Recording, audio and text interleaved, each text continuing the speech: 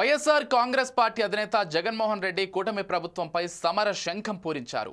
వరుస పోరాటాలు చేసేందుకు రెడీ అయ్యారు. నేరుగా జనంలోకి వెళ్లి కూటమి హామీలు, వైఫల్యాలను ఎక్కడికక్కడ ఎండగట్టాలని భావిస్తున్నారు. ఈ మేరకు మంగళవారం అత్యవసర సమావేశం నిర్వహించనున్నారు. ఫ్యూచర్లో ఎలా ముందుకు వెళ్లాలనే విషయంపై నేతలకు దిశానిర్దేశం చేయనున్నారు ఆ పార్టీ చీఫ్. ఇటీవల జగన్ వరుస సమావేశాలు నిర్వహిస్తూ రాష్ట్రంలో నెలకొన్న పరిస్థితిపై కేడర్కు వివరిస్తున్నారు. భవిష్యత్తులో ఎలాంటి కార్యక్రమాలు నిర్వహించాలనే విషయమై క్లారిటీ ఇస్తూ కొత్త ఉత్సాహాన్ని నింపుతున్నారు. తద్వారా పార్టీకి పునర్వైభవం వస్తుందని ఆయన ఆశిస్తున్నారు. ఇకపోతే ఆంధ్రప్రదేశ్లో కూటమి సర్కార్ తీసుకుంటున్న నిర్ణయాలు, అనుసరిస్తున్న విధానాలను ఎండగట్టాలని జగన్ డిసైడ్ అయ్యారు. ఇటీవల మెడికల్ కాలేజీల ఇష్యూపై పెద్ద ఎత్తున వైఎస్ఆర్ కాంగ్రెస్ పార్టీ తరపున పోరాటం చేశారు. వేధింపులు, ఇబ్బందులు పడుతున్న కార్యకర్తలకు భరోసా ఇచ్చేలా డిజిటల్ బుక్ను లాంచ్ చేశారు.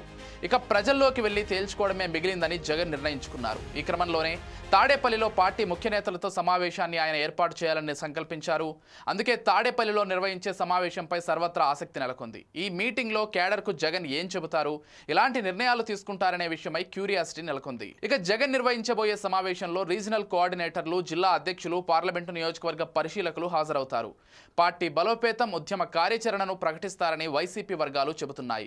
మరోవైపు ఉత్తరాంధ్రపై ఫోకస్ పెట్టిన అధినేత ఈ నెల 8న భీమవరంలో పర్యటిస్తారు. 9న అనకాపల్లి జిల్లాలో పర్యటించనున్నారు. నర్సీపట్నం, మాకరవపాలెంలో ఉన్న ప్రభుత్వ మెడికల్ కాలేజీని జగన్ సందర్శిస్తారు. మెడికల్ కాలేజీలను ప్రైవేటు పరం చేయడాన్ని నిరసిస్తూ వైసీపీ అధినేత జగన్ ఈ భారీ ప్రదర్శన చేరున్నట్లు సమాచారం.